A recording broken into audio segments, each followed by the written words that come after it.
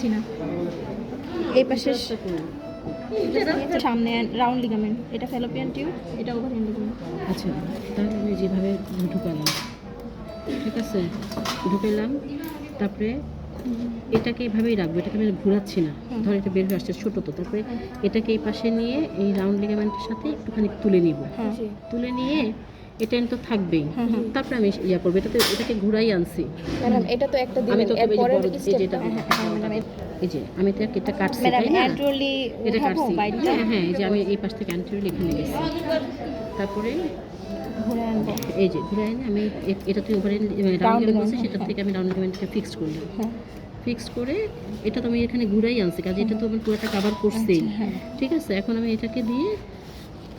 এই যেভাবে বাইক দিয়ে আস্তে আস্তে খোল, এটা কুচকা চলে যাবে, নিচেরটা দুটোই খোল, আগে আগে আগে না না আগে দূরের, আচ্ছা হ্যাঁ পিছনেরটা, হ্যাঁ তারপর সামনেরটা, এই যে, ঠিক আছে। আচ্ছা ম্যাডাম এর পরের স্টেপটা কি করেন? আবার এটা তো কেটে ফেলার পরে আবার দেখি যে দেন সেম জায়গায় এটাকে আর একটা দিয়ে রাখি আমার, ম্যাডাম ওটাও কি রাউন্ড লিগামেন্টের মতো এইভাবেই ম্যাডাম এই যে টিস্যু দিয়ে ধরলো না ম্যাডাম, এই যে হ্যাঁ ওটা ধরলো, এখন ধর এটা কেটে ফেলছি,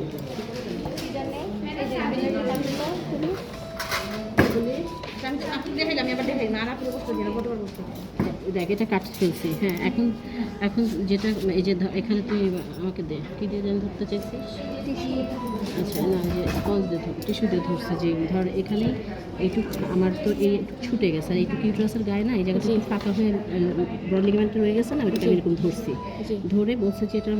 মাঝখান দিয়ে এই টিস্যুটা নিয়ে নিলাম, যেটুকু বাদ আছে এটুকু নিয়ে তারপর তুমি এই ক্ল্যাম্পটা সহ দাও, তাহলে ক্ল্যাম্পটা মোটা হবে, তোমার এটা আরও সিকিউর হচ্ছে, যেটুকু টিস্যু আমার বাদ পড়ছিল সেটুকু ইনভলভ হবে। জি ম্যাডাম বুঝছি, থ্যাংক ইউ ম্যাডাম। জি ম্যাডাম। মানে এটা দুইটাই কেটে ফেলে নতুন করে আবার নিলাম, আর যদি আমি সেকেন্ড থট নেই যে আমি আরেকটা দিব, তখন কেটে ফেলে নেওয়াই ভালো, তখন আর যখন আমি এটার পরে আমি যখন মাঝেরটায় যাবো, মাঝেরটা কি ইউটেরাটাই এখন ধর সেকেন্ড ক্ল্যাম্প ধরছিস, একটু নিচে যে ধর, আর একটু নিচে দিয়ে ধরতে গেলে তো এই যে হ্যাঁ ধর এটা তো ক্ল্যাম্প হয়ে গেছে এই পাশে, এখন আমি সেকেন্ড ক্ল্যাম্প দিচ্ছি, আমি এখান দিয়ে উঠাবো, ঠিক আছে, এখান দিয়ে এই ক্ল্যাম্পের নিচ দিয়েটা বের করছি, করে এটাকে আমি সুতাটা ঘুরায় এই প্রথম ক্ল্যাম্পের নিচ দিয়ে ঢুকবো, মানে ফার্স্ট ক্ল্যাম্পের নিচ দিয়ে ঢুকবো, ওটাকে পায়ের তো নিচ দিয়ে ঢুকবো, ঢুকে কারণ এই ক্ল্যাম্পের সাথে আমি কিছু ফিক্সড করতে যাই না, কারণ এটা ব্লাড ভেসেল থাকে, স্লিপ করলে আমার ওপেন হয়ে যাবে, এটা এরকম করে থাকবে, ঠিক আছে, এটা এরকম থাকলো। এখন আমি এটা দেওয়ার পরে এই কাহিনী করলাম, আর এটা নিচ দিয়ে নিলাম কেন, এটার পরে তো আর আমার কোনো ব্রড লিগামেন্টের কোনো অংশ থাকলো না, আমি ওটা নিচ দিয়ে ঢোকা মানে আমার সব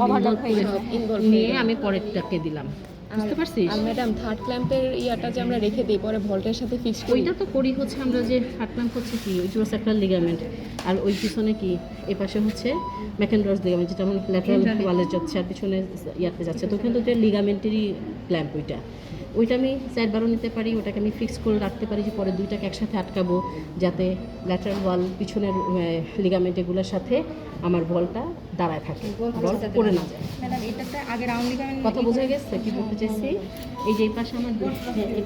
দুইটা এই ম্যাকলাস কেটে দিচ্ছি,